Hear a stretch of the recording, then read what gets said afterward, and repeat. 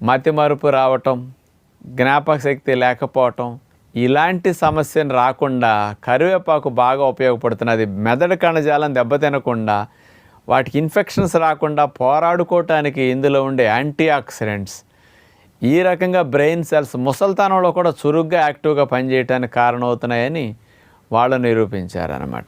మూడవ పరిశోధన 2014 సంవత్సరం తమిళనాడులో జరిగింది, మన ఇండియాలోనే.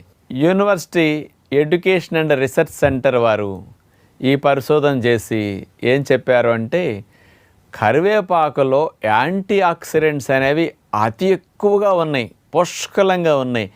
అందులో ఉన్న యాంటీ ఆక్సిడెంట్సే అసలు మెడిసినల్ ప్రాపర్టీస్కి, ఆరోగ్యాన్ని సంరక్షించడానికి అద్భుతంగా పనికొస్తున్నాయని నిరూపించారు.